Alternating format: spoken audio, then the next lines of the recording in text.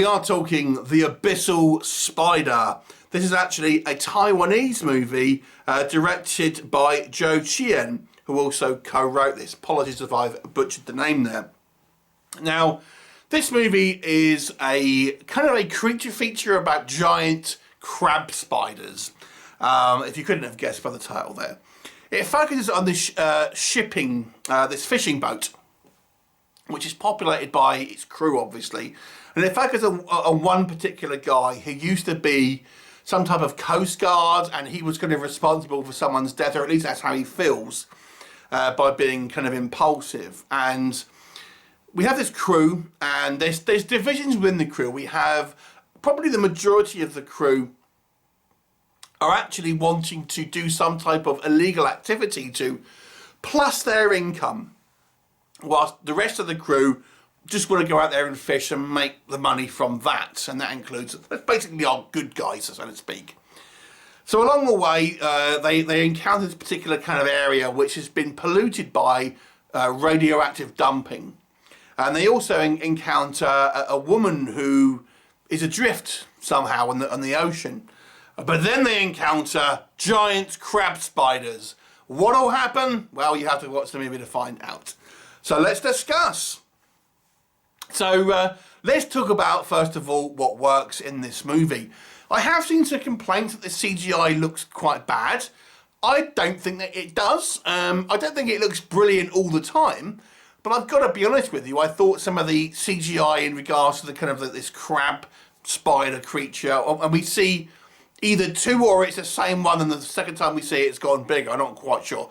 But we see kind of two spiders, really. And I've got to say, I thought the effects actually were fairly good. Now, I've seen a few of these kind of like Asian monster movies kind of recently, and the CGI has always been the thing that has let it down. And I think out of the ones that I have seen, and this is like the fourth movie that I reviewed from that part of the world, which has been a giant monster within the last year, and this is the best CGI out of the four of those that I've seen. But that being said, there are a couple of instances where it isn't good, but for the most part, it wasn't too bad, I have to say. And I think they do use some practical effects as well here.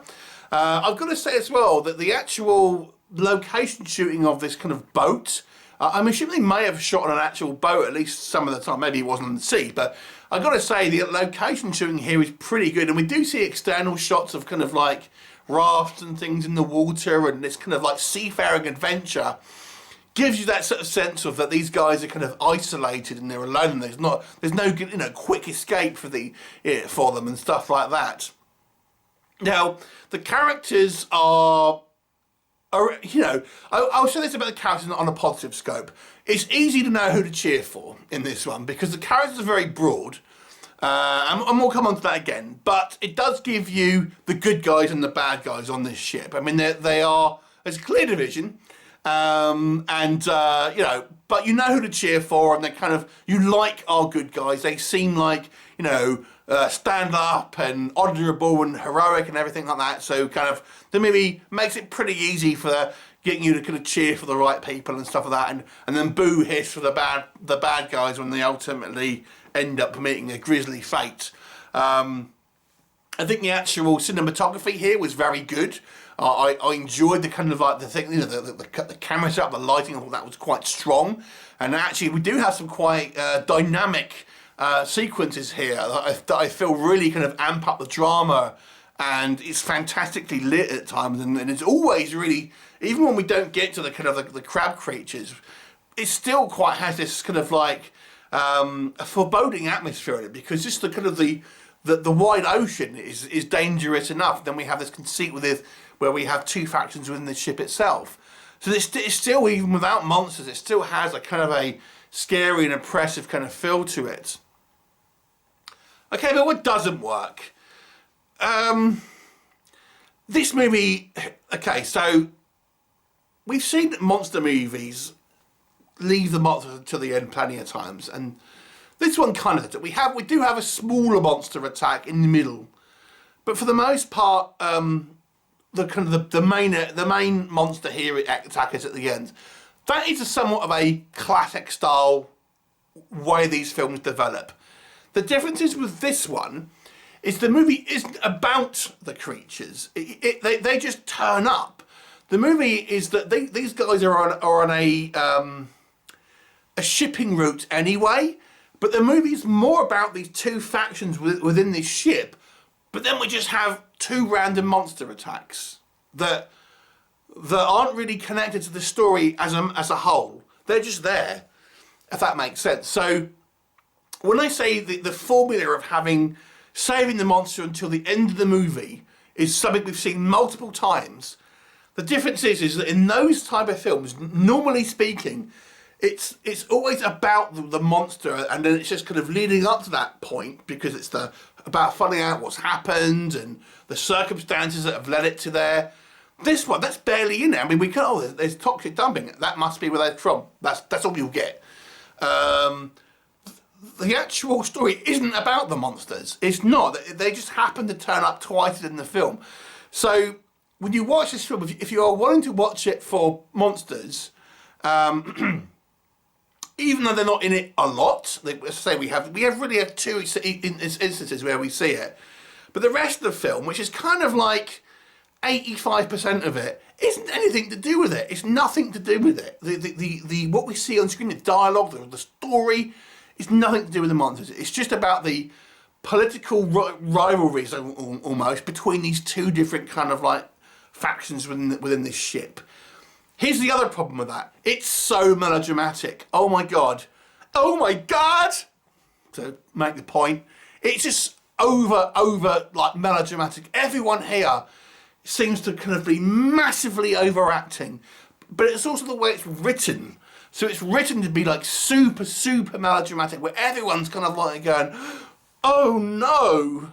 And that's obviously, that's kind of how the actors act with it as well. Every little kind of thing that happens has got this big deal, and it's just super cheesy because of that. The movie it just takes itself way too seriously, and every little kind of thing is this big dramatic event, and it seems silly. And then we have, for example, this woman who is on this kind of turns up out of nowhere, and we never really know where she comes from. She's just there. She doesn't really have any purpose. It's just kind of like she just ends up being on this ship without ever really kind of like paying off about what her deal is. And then we have the only other female member of the cast is this woman who's pretending to be a guy, one of the fishermen. It's like clearly a woman. It's like obviously a woman. And it's like, none of you have thought this was a woman. I was like, oh my God.